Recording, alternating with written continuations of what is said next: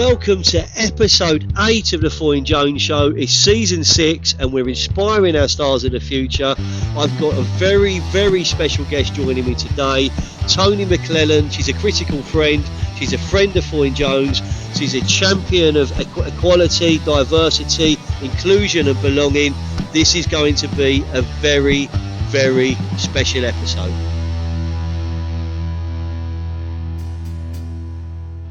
Ladies and gentlemen, boys and girls, listeners and friends of the Foyne Jones Show, we are back in the recording studio. But there's a twist today. For a couple of reasons. The first twist is we're actually not in the studio in Brighton. We're recording remotely, which takes me back to those days of lockdown when we did the survival series. For me, that's when the podcast became something very, very special. We had show-stopping guest after show-stopping guest. We put out lots of episodes during lockdown 1 and during lockdown 2, and that has given us a platform to inspire the next generation and inspires our stars of the future. And here we are, and I still can't believe this when I say it, we are in season 6 of the Foyne Jones Show, a podcast that began as a crazy idea in the back end of 2018 and early 2019, is now on season 6, and we're able to bring in guests from inside our industry, the world of professional sport, the world of showbiz, fashion. But today, we've not got someone from the building materials arena. We've not got someone from the kitchen, bedrooms and bathrooms arena. They're not from design. They're not from home improvement. We've got a friend of Foyne Jones, a friend of the Jones family, and a guest who I've admired for a long, long time. She's a passionate supporter of what we do on LinkedIn, and she's a critical friend. Tony McClellan, welcome to the Foyne Jones Show. You've been a guest I've been wanting to get on for so long. How are you? I'm absolutely fine, and it's an absolute delight to be here with you, Peter. You know, it really is. And at last, you got me on the other side. I'm usually the one asking you questions. You're normally grilling me, and I have to wait patiently. I don't know when I can talk, but this is my gig. This is my show. I've got the chair, but Tony, I mean, from a personal perspective, let's start by saying thank you, because you've been someone who's given me advice over the years.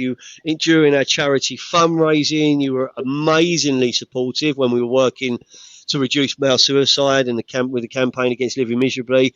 And I admire your content on LinkedIn. I admire the positivity and inspiration you bring to the world in general, but certainly the LinkedIn population.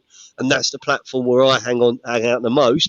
But we're going to take a step back, Tony, and we're going to imagine, and this is unlikely, but we're going to imagine, Tony, that some of the listeners, some of my network don't know about the Tony McClellan story. They don't know about the fairy dust. They don't know of what you bring to the world on a daily basis. So, platform's yours. Just take a few minutes to introduce yourself and tell us what you're doing and what you're about and who you are as a person.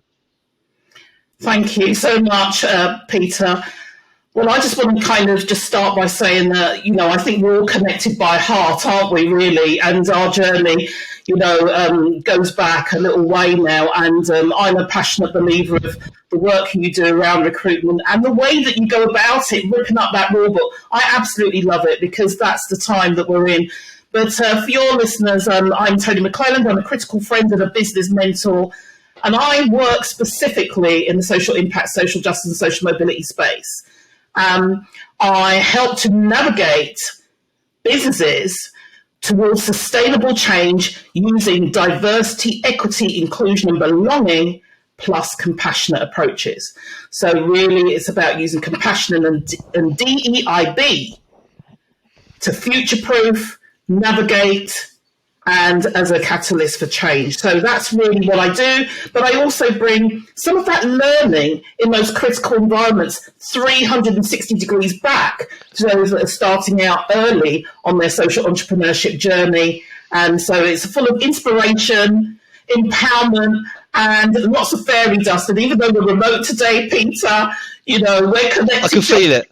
we're very I can feel the positivity. It exudes in everything you do, and I'd also say, from my experience, Tony, what you do, you do it with a smile on your face. You have fun. You see the best in individuals, but in saying that, you're also passionate about certain causes and the right things, and that in itself captivates. It captivates in audiences, and I've been on your LinkedIn lives a couple of times, and we've hung out there, and you've given me a platform to talk about some of the support we're offering others and what we're doing as a business. But more importantly today, I think there's a message with lots of what you've mentioned there, the social impact, the social justice, and also the DEIB, because there is an industry in itself, and the markets I recruit for, where I think if we became more inclusive, if we recruited in a more diverse way, if there was more belonging and compassion, every single business, every single stakeholder, every single CEO, every single employee, they'd feel it,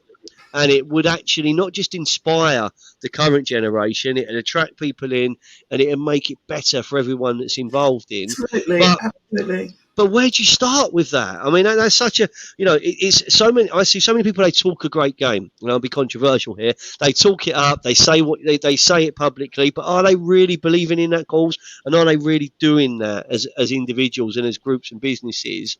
You're at the sharp end of that. You're at the you're at the cutting edge of that. You're facing it on a daily basis. What's that like in the here and now in 2023? Are things better than we was having a conversation 5 years ago? Well, I think how I'm going to approach this initially, Peter, is by sharing just for a moment my own experience and why I really believe in compassion and DEIB. So let's take compassion first of all, and this is why employers have to really take this seriously and think about that. Why compassion for me? Because after 20 years of working in my career, and it's been a varied career through criminal justice, specialist education and care, I sat down and I had a good conversation with myself, and I thought, Tony, what's going on here? What do you like doing? What are you really good at? And one of the themes that came through was compassion in every single one.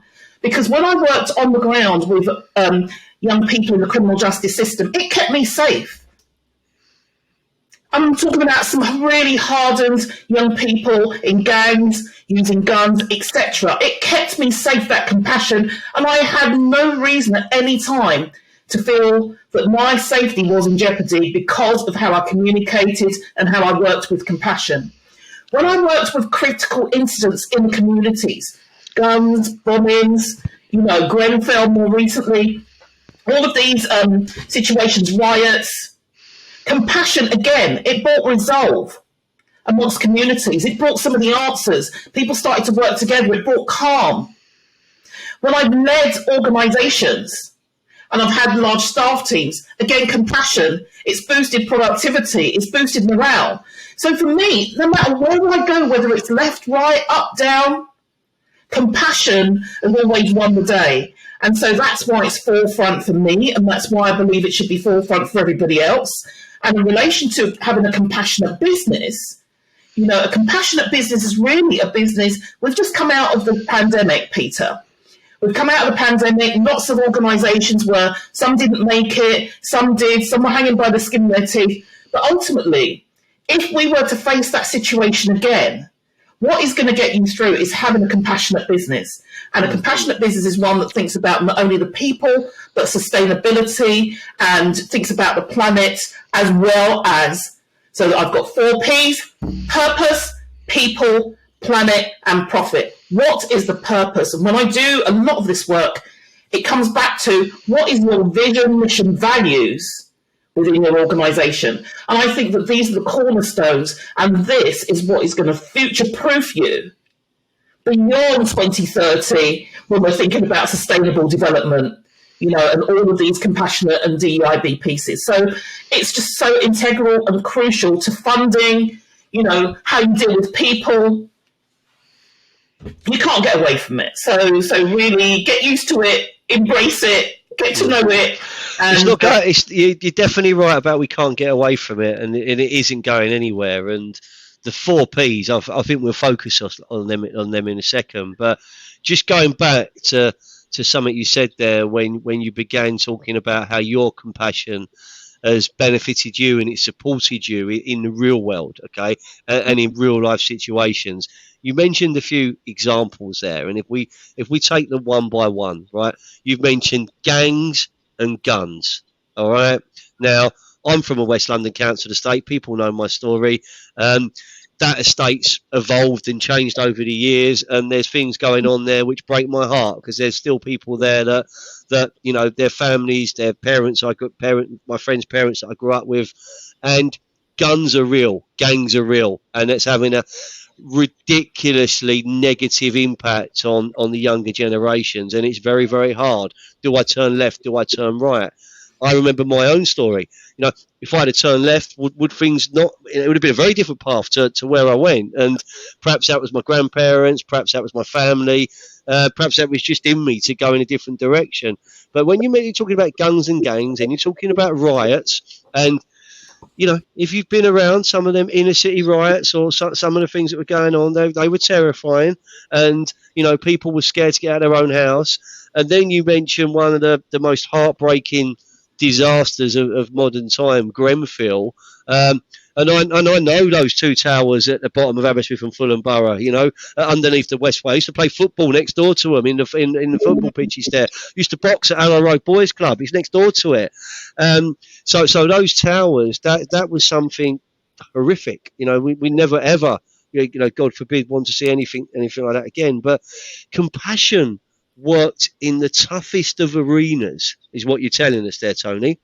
So you tell me a business that can't use compassion to turn a trick and do normal trading or whatever they're doing. This way, and I know that this is a podcast about guns and gangs, and I'm not about to turn it into one.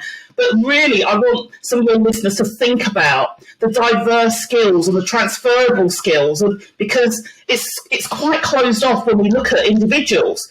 And I was controversial by saying at one point, I think a few years ago, I said to somebody, gang leader. I was being controversial, by the way, just prodded for a little bit of trouble.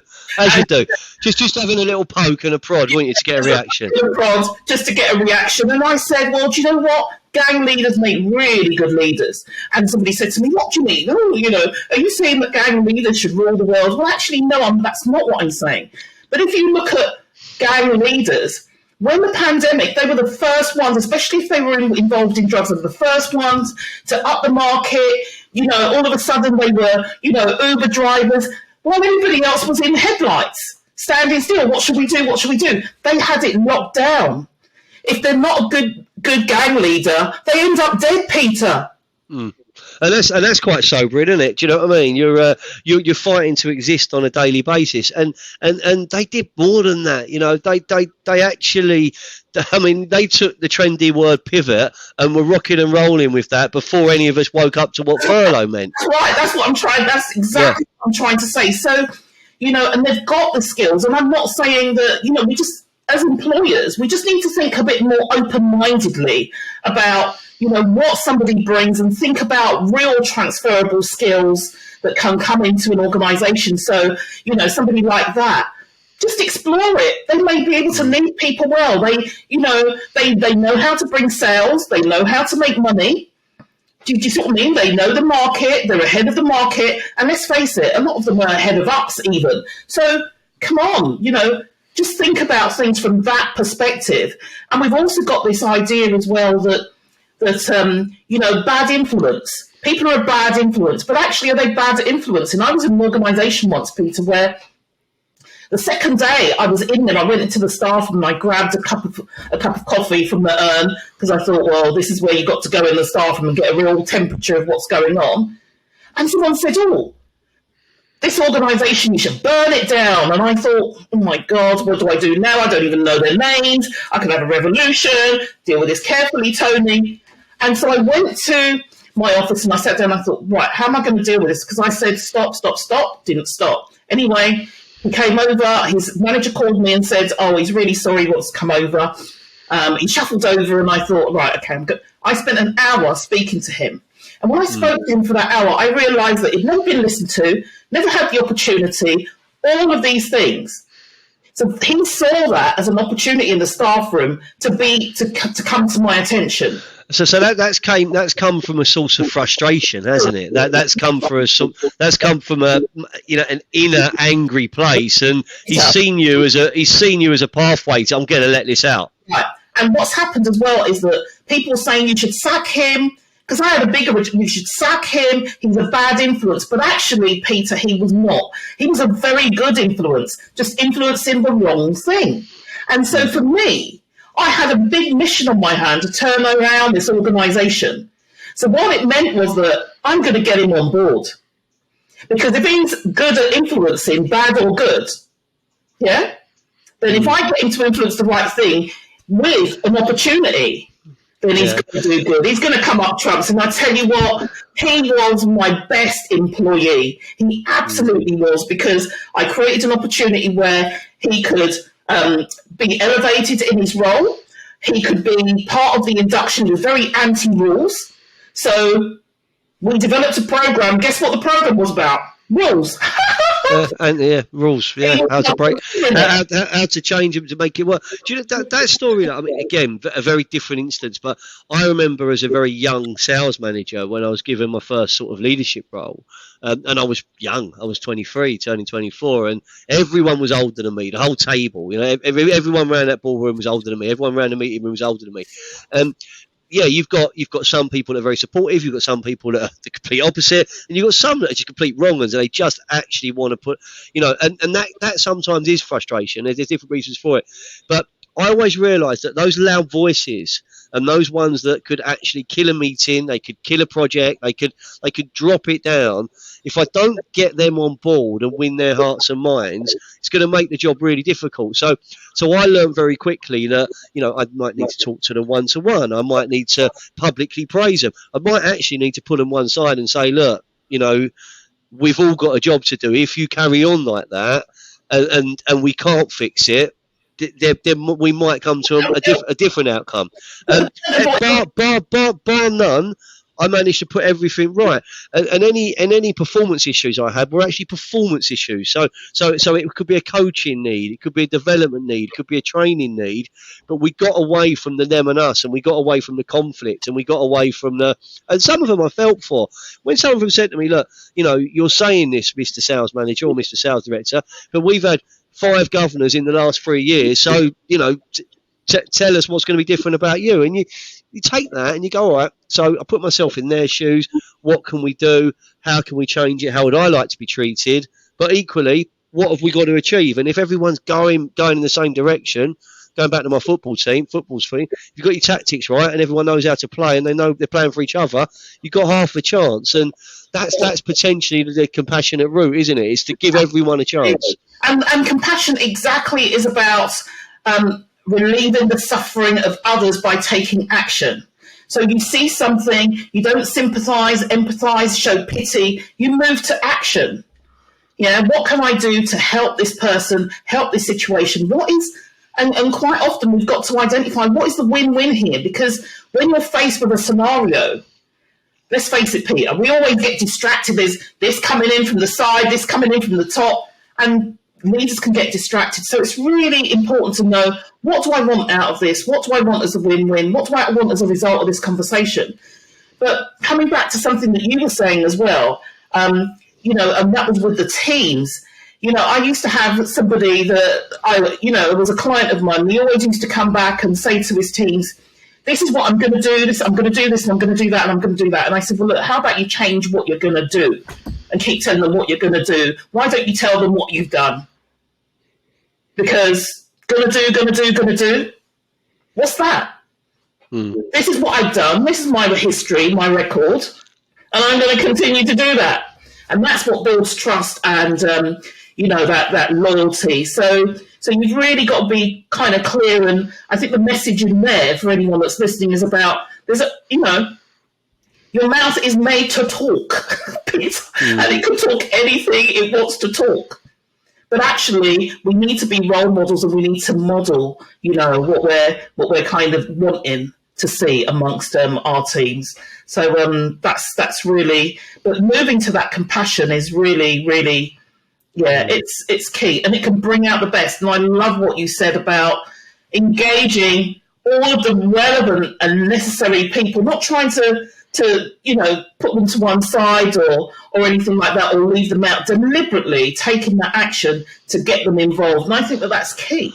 Absolutely. I mean, I was lucky. I say this in most of my episodes. I learned from some very inspirational people. I had good mentors, sort of inside of businesses, and I needed that because I didn't know my dad. I've never met him, so I didn't. And I'm very close to my granddad, but he passed away just as I started working, actually. So in terms of a father figure or a mentor or someone to aspire to, or to give you tell you you're not doing the right thing, but actually that there's people I look back to in my career and I'm like, wow, without you, I probably wouldn't have achieved anything like I've achieved. And there's a handful of people, and I'd say my father-in-law is one of them. There's two or three of my ex-bosses who I still call boss, and I haven't worked for them for 20 odd years.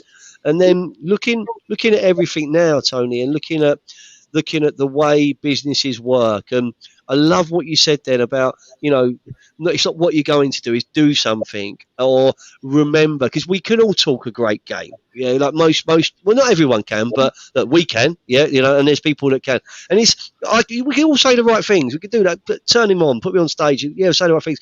It actually means nothing unless, and I believe in this so much, unless you get to know your team and you get to know their passions, their interests, what they want to achieve out their working day, their working life, the next few years.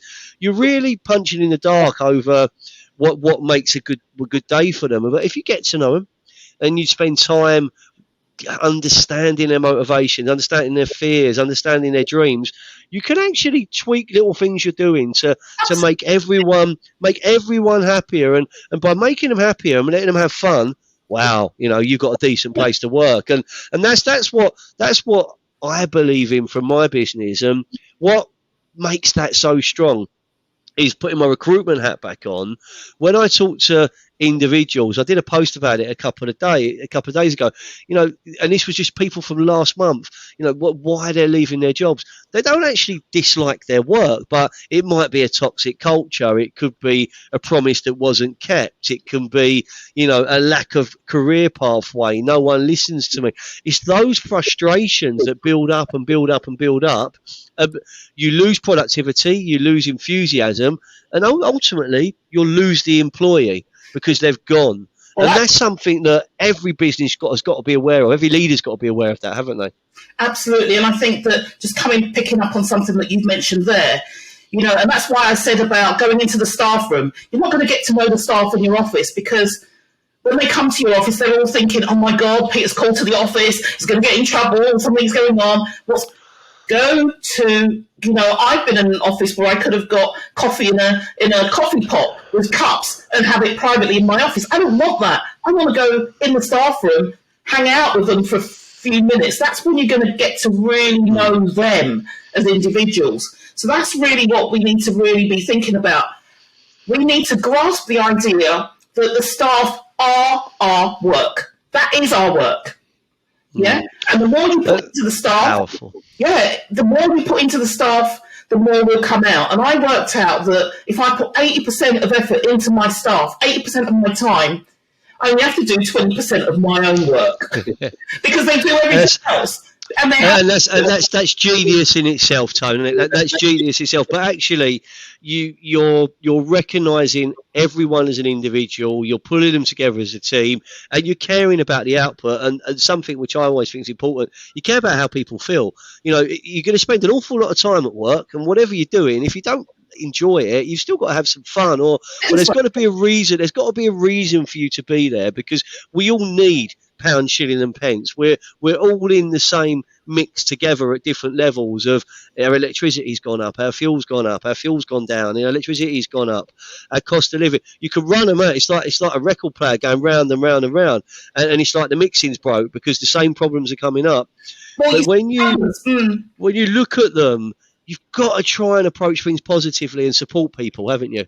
Absolutely, because what happens is that, and this is the way that I look at it, that if I use the 80-20 rule, if I put 20% into 5 different things, I'm going to get 5 lots of 80%. So by the time I've reached my 100%, I'm going to get my 400% return. That's how I need to look at it, and that's how I approach everything. So if I put 20% into my staff, then I'm going to get my 80% return. And it, that's the way to kind of look at it. It's almost like putting a bet on Fulham winning, isn't it? Because if they play, I mean, do you know what? There's a few of them, Tom, where I really should have hit the cash out button, and I've naively held on, But look, thank you for bringing football in, because football's a massive part of my life. So I like that. And I did watch as well where they won, so I did actually. We did win. We beat Everton. We've had a fantastic season. I talk about it all the time. We're back in the big league. We're back in the Premier League. We're not going to get relegated this season, so that means we're going to stay in it for next year. I would have been happy finishing fourth bottom to avoid relegation, but we've flirted with the top six. We've got ourselves into an FA Cup quarter final and spontaneously combusted and didn't make it to the semi-final at Wembley. But I think we're 10th at the moment. So whatever happens now, it's going to be a great season. So thank you for bringing it in. So my love of Fulham transcends me, and everyone I talk to, I try and get them a little bit of Fulham love in there as well. And you've been part of that. You've been on our World Cup songs. You've been on our journey. You've supported our fundraising on the way to the grounds when we walked from, and that was a long walk. We walked from Craven Cottage to St Andrews, Birmingham.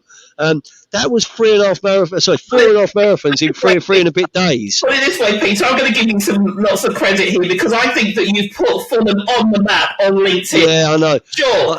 I think we do. We get them. And do you know what was great? In my corporate days, Tom, what was great about being a Fulham fan, right, when I was working in the corporate world, which seems such a lifetime ago. It was 2003 I left the corporate world, and 2004 Foyne Jones launched. But being a young sales director and a passionate Fulham fan did open up some doors for me back then, because you imagine all the big businesses we were working with that had corporate tickets at Man United, Liverpool, Newcastle, Chelsea, South, any club, they've all got the entertainment. All the big teams, they're always in demand. They've got they could get someone in them. They could get someone in them seats 10 times over. Fulham fixture comes up. Who's a Fulham supporter? Who do we know? Jonesy. Let's ring him. He'll come. So I used to get invite after invite back then. But the thing about it is, Peter, because it feeds into what we're talking about here now. You're not just Peter Raymond Jones, or Foyne Jones, director of. You are through and through Peter Jones, Fulham supporter. Father, husband, all these other things that really, are you. You're not just, every time you speak, you don't just speak about your role as a recruiter. You speak as a person, and I think that's so important. And just going back to where I kind of brought in the 80-20, if I can, I was just thinking about when you're going to place a bet, you don't say, well, actually, I'm going to put £80 on in the hope of winning 20 back. You say, I'm going to put £20 on, but you think about where's the best place to put that £20. Should I put it here? And I'm always thinking about, I don't want to work hard. I don't mind hard work, but I don't want to break my nails. So I'm always thinking about what's the best result I can get in the least amount of time. So I don't mind taking time and doing that, but just don't waste my time. So do you see what I mean? So I love it. I mean, there's a better science than when I pick a horse, because when I pick a horse, it's either the name or the colour of the hat. So those two things don't work. But I've got a lot of gamblers in my family, so I try and stay on this side of those conversations. But we all have fun. Tony, look, listen, I love talking to you. I could talk to you for hours and hours on end. There's so much positivity and chemistry, and it's just great just to see someone who wants to do right, and it can also look into some of the more challenging environments and challenging areas of society and see the good and see the positivity in them. And I think that in itself should be celebrated. In the second half of the podcast, we're going to go back more onto the structure of previous episodes, and we're going to talk about bringing more diversity, equality, inclusion and belonging into my sectors and how businesses can start thinking about doing that. And then we're going to wrap things up by talking about the next generation and just take your words of advice and your fairy dust, Tony, your fairy dust on what we could do to inspire our stars of the future. Thanks for listening. That's the first half of the show.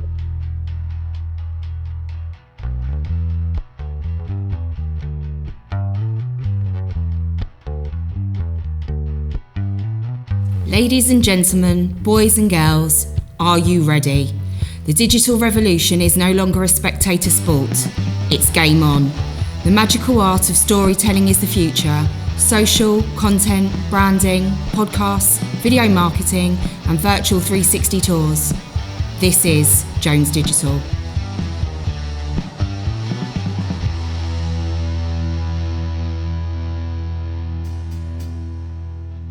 Well, welcome back to the Foyne Jones Show. This, and I've got to make sure I get this right, is season 6, and we're halfway through episode 8. Tony, the critical friend. Tony has been an amazing guest so far. She brought something very different to the episode, and probably very different to the podcast, bar none, because she's spoken about parts of society which are not the most heavily publicised for the right reasons. They're publicised for the wrong reasons, but you've seen the good in those areas, and you've also spoke about when something really bad happens, that something positive, can come out of it. That's what I want to talk about now in the second half of the show. I want to talk about businesses, and you're going to talk about this really openly, because you're not going to be intimately aware of my client base. You're not going to be intimately aware of my connections, my network, but you'll see the conversations and the people we surround ourselves by on LinkedIn. But if we talk about businesses in the construction supplies industry, businesses in the home design and the design industry, businesses that are supplying building materials or putting design and specification into some of the most beautiful projects across the world. Those businesses are based in the UK, so many of them, and they've got teams of all different shapes, sizes, colours and creeds. I have and this has come through in a couple of episodes. Episode 3, Nick Boyle was very passionate about this, and he's a great guy. He was saying that we have to be, as an industry, more aware, more inclusive, more diverse. My question, and there's no right or wrong answer to this, Tony, so just give us your honest thoughts. What can we be doing to encourage this better? Give me the diversity, equality, inclusion and belonging piece. What should businesses be doing? Where do they start? What should they do? How can we start making some real change? First of all, Peter, the businesses have to be committed to it. They have to be committed. It's not a tick box exercise. It's not performative. And it's okay not to know. I've been in my industry for 30 odd years and I'm still learning. You've been in yours for 30 odd years or whatever it is, Peter, and you're still learning. But what it means is that we might be 30 years ahead of others that haven't even started their learning journey. So I think you really got to approach it that well, actually, it's okay to say, I don't know. It's okay to ask for help, but really recognise that you need to be committed to it. So that's the first thing. I think that there's so many businesses out there, and I see lots of them afraid or fearful of, getting it wrong, doing the wrong thing, speaking out. It's a little bit sensitive at the moment. But really, we need to be more courageous in the way that we approach things, be committed to it, accept the fact that we haven't got everything right. And I say, well, the people that know everything are the ones that have got the most learning to do. So let's approach it from an open perspective, a learning perspective. I will give you an example around DEIB. I was very recently, about a year ago, asked to be on this diversity board, and I thought it was a great opportunity. It's a global organisation, and I went and checked out their diversity boards and everything, and everybody looked like me. And just for your listeners, I'm a person of colour, I'm a black woman, Everybody looked like me, and I thought, it's not me that you need. But do you understand what I mean, Peter? Because ultimately, if I go and join that group and I'm with other people that look like me, then really I'm going to be amongst everybody else that realise that thinks that they need to be there. And so that's already an obstacle before we've even started. Where we're moving away from, maybe this perception or this stereotype of white males. If everybody looks like me, what's that going to look like in 5 years' time? It's going to be the same problem, just with a different group. So that's a fantastic, but that's such a powerful example, though. It's also an example. What no one's going to expect you to say that, because it's but that's so real, isn't it? That's so real. But that's the piece about it, and that's how you work and I work. If I can't add value, you have to be. If you're working independently, whether in your sector or whatever sector it is, you've got to be able to have the courage to say, "It's not for me. I can't add value here." And I say, don't always chase the money, chase the result. If you chase the result, then the money will chase you. Yeah? And that's the way that I kind of go about it. Can I make a difference here? Can I add value? Is this right for me? Forget about the money aspects for a moment. We're all in business. We need to keep our eye on that, yes. But first and foremost, can I add value? And if I can't, then, or if I think you're going about it the wrong way, then take a step back. And I think that more people need to be able to do that in all industries, be able to say, that's not for me, thank you, we don't work like that, this is how we work, and like how you work yourself. So that's really about, and I think that really we have to start there at the board or the leadership or wherever that is, because because if you don't and have that diverse view or that inclusive view at that level, then all you're going to do is attract the people that look like the board. Yeah, get it. And so you start working with the people that, you have people that you are serving rather than the people that you should be serving.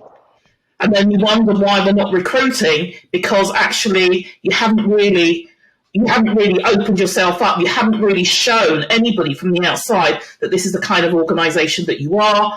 We're representative and we've got diversity and we've got diverse voices coming through, etc. So just something to think about. It starts at the top, really. And that's where we've got to really start, Peter. I've got so many examples, but I think that's the one I'm going to share at the moment. But I think that's a great one, though. And the two words you said at the very start was be committed. Mean it. And I honestly believe, and I own a recruitment business, so I work in the headhunt arena, I work in the talent attraction arena, I work in different environments, and I'm not going to go all the way down the diversity route. I'm just going to give a very example on skill basis. More often than not, Tony, and this is me talking completely from the heart, and I'd say it to any business owner's face, and I've said it in the meeting rooms as well. More often than not, we one of the things I pride ourselves on with recruitment is the attention to detail at the very start of a project. A project normally succeeds or fails from in the attention to detail.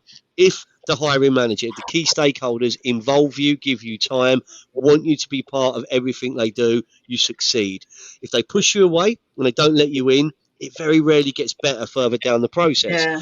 But if at that beginning someone is saying, and they're agreeing, and we're agreeing, we've got it written up on the wall, we've got it agreed, that, we will consider someone from a different sector, we will consider someone who has zero experience in so far, but they've got potential, we'll take someone from a different background with a different skill set.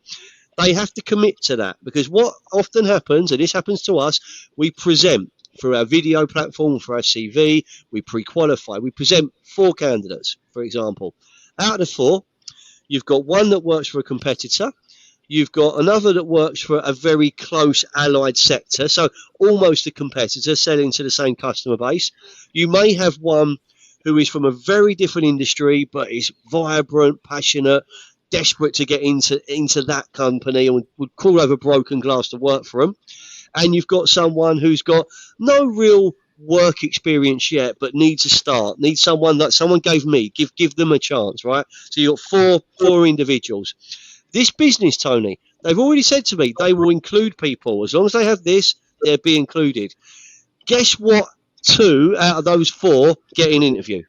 It's the one that works for the competitor around the corner. It's the one that works for a closely allied industry and understands the customers, because the perception is less training. They can hit the ground running. It's a quicker way for us to turn a profit, which may be a short-term fix, but they could be an average person that works for a competitor. They could be an average person that works for an allied sector. These individuals here that, even though you said you include them, you now change your mind and you're not going to meet them. These two people, and I promise you this, in the medium to long term, will be head and shoulders above these other two, but I can't get them an interview. And then I'm in this really delicate situation, because if I fight so much and push so much, no one gets an interview and another recruiter gets the gig and I don't have any income. Right. So this is something that I am so passionate about. And I'm genuinely, I sit there in meetings at the brief, I say, right, you've told me all that, I don't believe you. And they say, what do you mean? Like, you can't talk to me like that, I'm a CEO, what do you mean don't believe me? I say, but I hear this year after year, month after month, week after week. Is this, if I was in your sector, I would just be leaving you to it, because it's going to be based on trust as well, isn't it? We need to trust you to do your job, ultimately. But it's the changing, for me, it's changing the mindset from we will consider everyone, but actually we won't, to we will consider everyone and we will meet everyone. Right. And I've got there's a new testimonial on my LinkedIn, and this is a very senior role. It's a very senior role. I'm gonna read it. This is an example. Can I just say, while you're looking for that, that's the difference between, I wouldn't necessarily focus in that space and getting them to change their mindset. I would more approach it from the perspective of, you being the inclusive recruiter, you are doing a specialist service that is going to really get the best candidate for them, and they need to put their wholehearted trust in you to do that job. So if I was in your sector, I would just leave you to it, because I know that you would deliver. And most of our partners do. And this is an example of one. And this is where actually having a recruitment partner that is going to be inclusive and is going to, look at things outside the box or from a left field can make a difference. This is on my LinkedIn, boys and girls. So you can see this. This is unadulterated. This is from Gareth Toohey. He's a managing director of ACS. We've recently placed a business development director with him. So ACS Stainless Steel Fixings, they're a Yorkshire-based business, award-winning business. Gareth's a really passionate, up-and-coming managing director, going great places.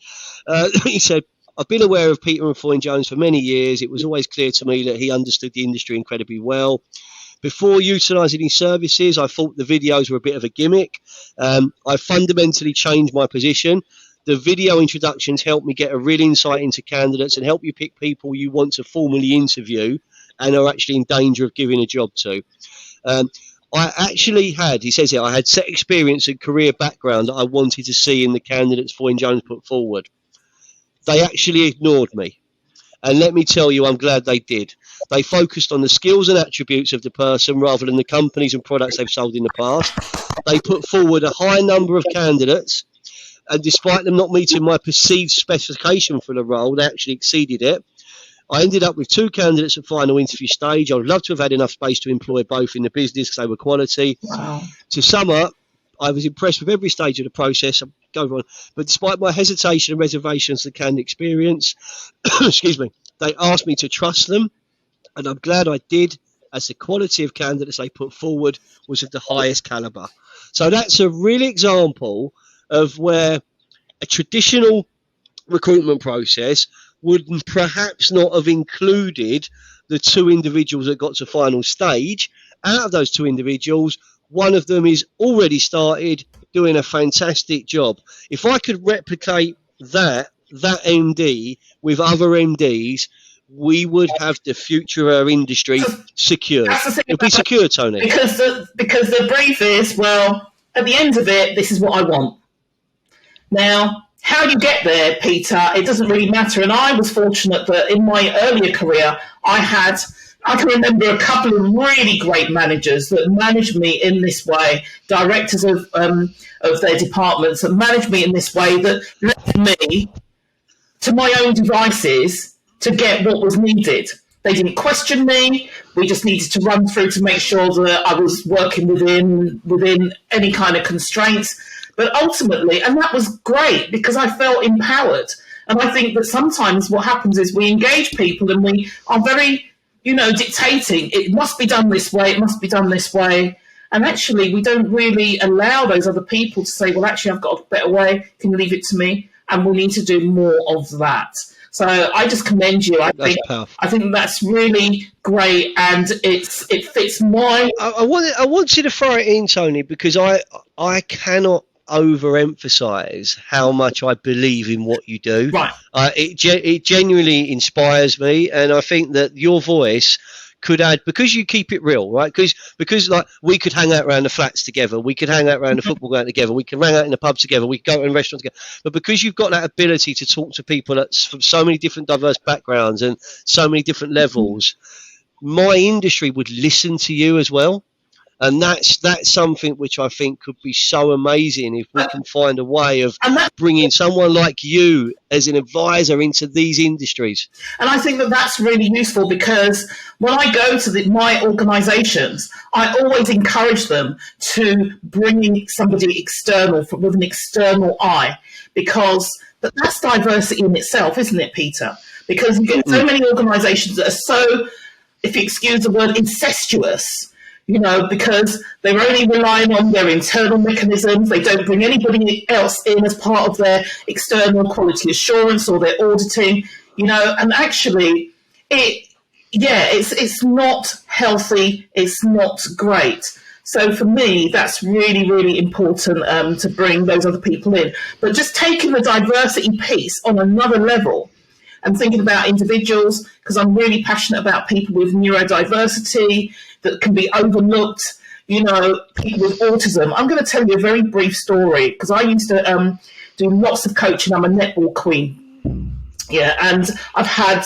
Tony, just to let you know, I'm a pretty decent wing attack, all right? Really? Just to throw that out there, I'm a pretty decent wing attack. But when you see Mrs. Jones next, don't mention the Lady Margaret's, which she went to the nice school in Fulham, Lady Margaret's. Don't mention the Lady Margaret's v St Mark's netball match, because she ended up breaking her wrist. It got a bit fiery. All right. Sorry to hear that, but I know of those two schools that you mentioned, and actually I used to coach at Lady Margaret. So did you? There you go. Well, I think Jane would have been. I think you would have missed Jane, but my school, St Mark's said. So my education was challenging at times, but I had fun. I enjoyed it. That's the thing about it is, and Parsons Green. So I know it. But what it is that this netball, I had this netballer, and what happened is that she was a centre player.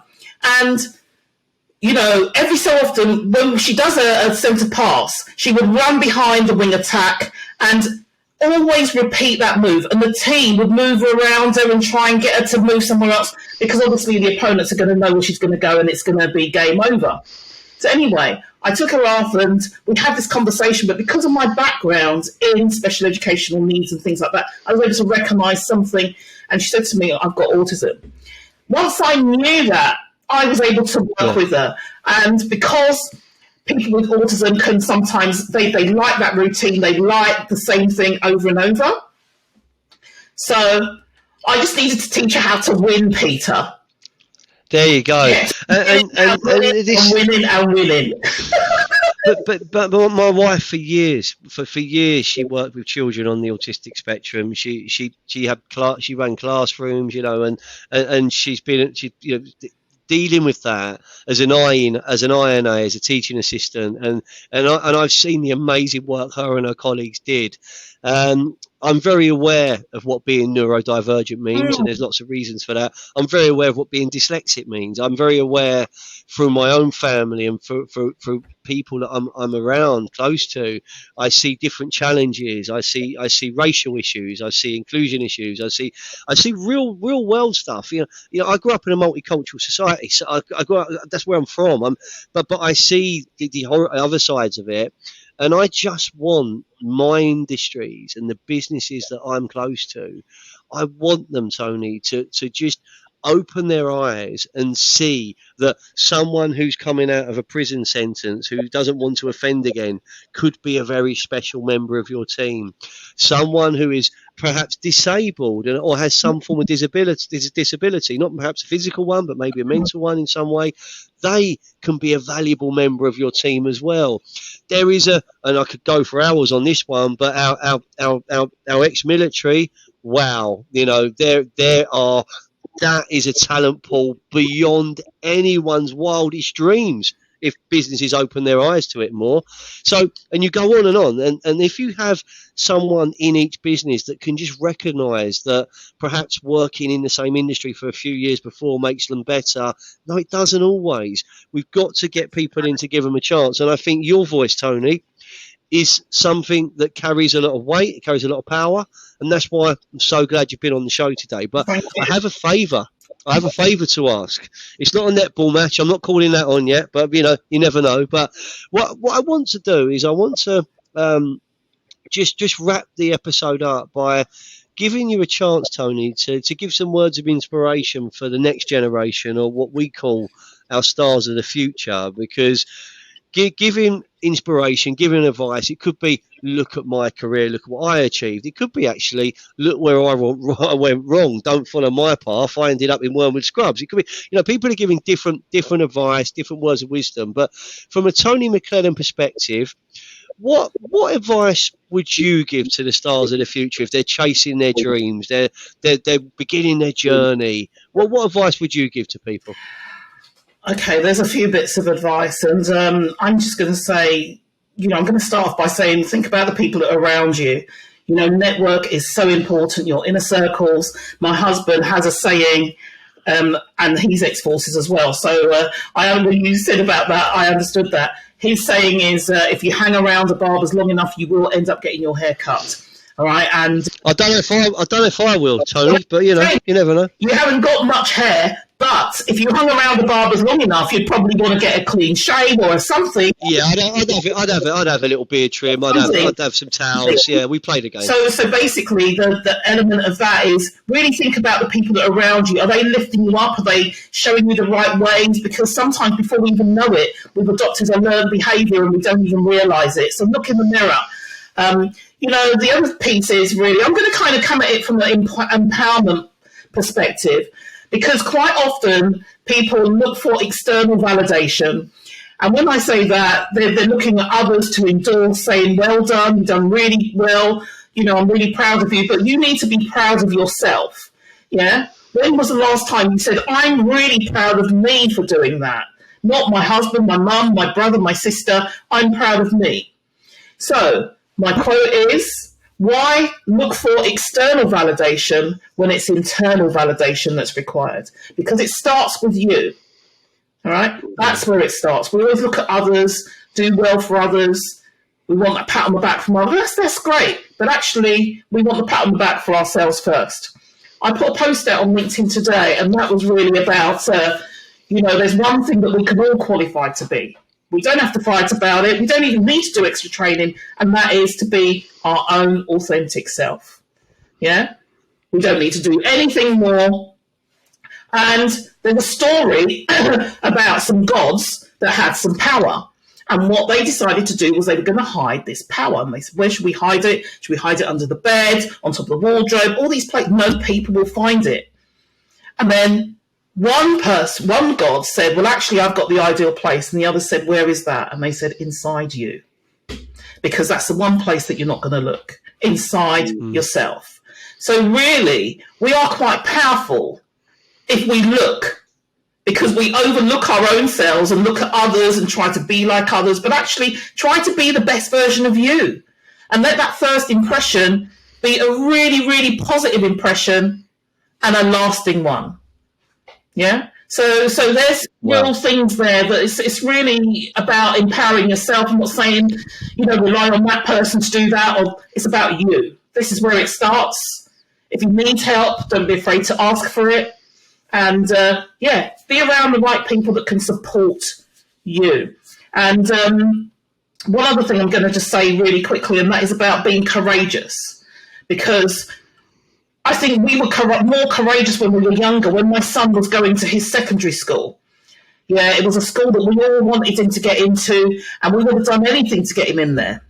And he got this invite for interview from the head teacher, and we were there. And the head teacher said, right, okay, I've finished my questions. Have you got any questions? And he said, yes, I've got two. He said, your school motto means seek the truth. So can you tell me what measures you go through to get to the truth? The head teacher was flabbergasted. He was like, how can this 10-year-old be asking me such a question? But actually, if it's your school motto, you've got to live by it. And he's got every right. The other question was, I want to be an engineer when I'm older. How can your school help me? Now, when I think back on that, I think, how courageous was he then? Because he was more courageous then when he was 10 years old than some of us are in interview now.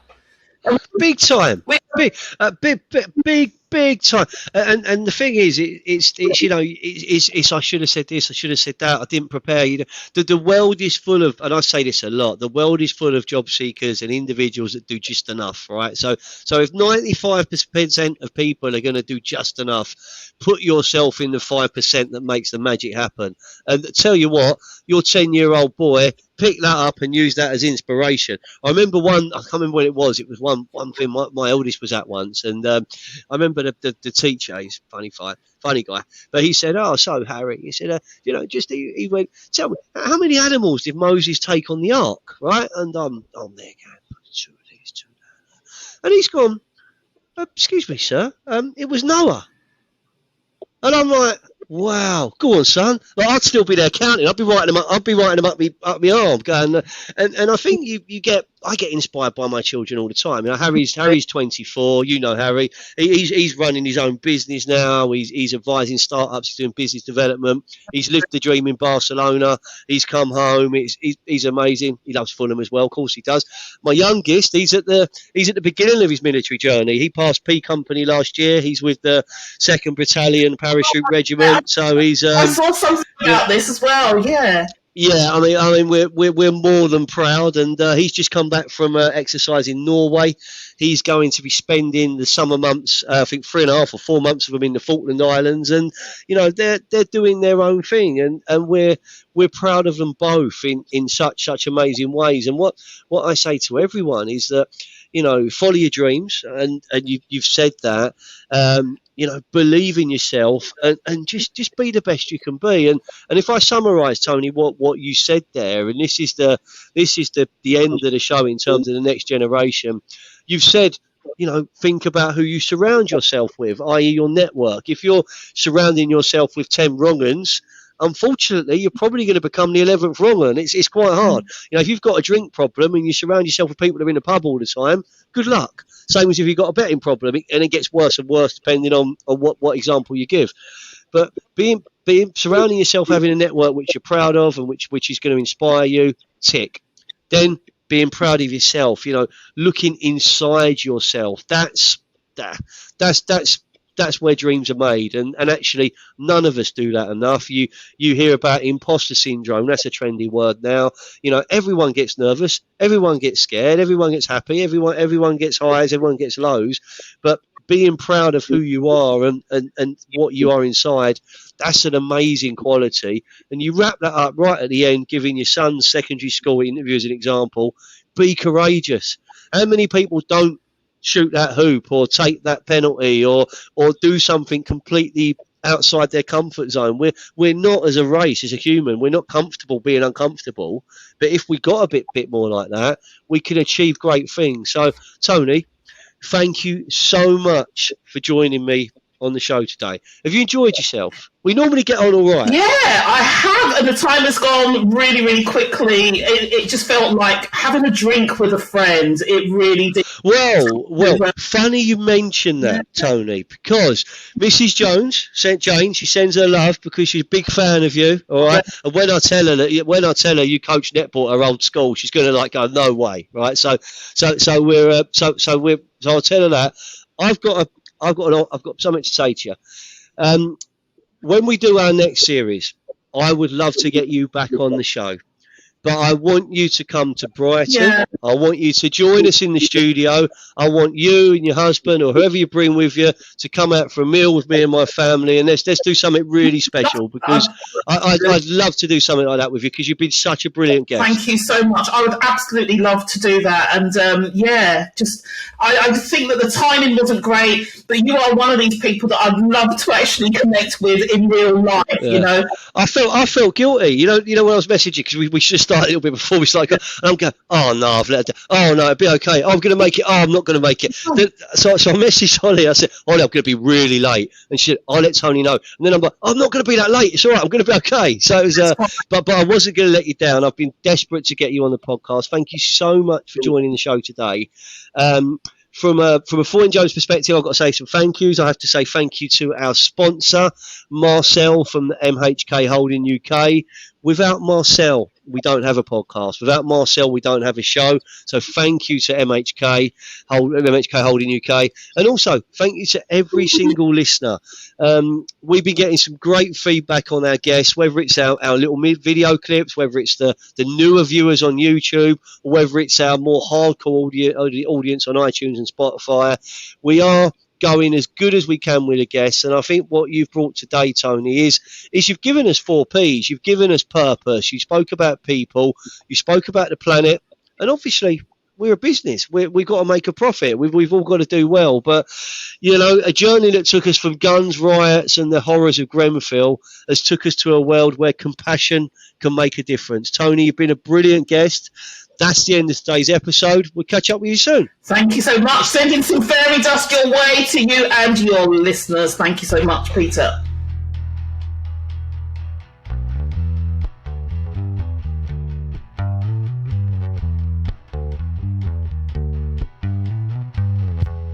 Ladies and gentlemen, boys and girls, as I said, that's the end of the show. Thanks for listening. Make sure you check out next week's episode, as we will keep inspiring our stars of the future.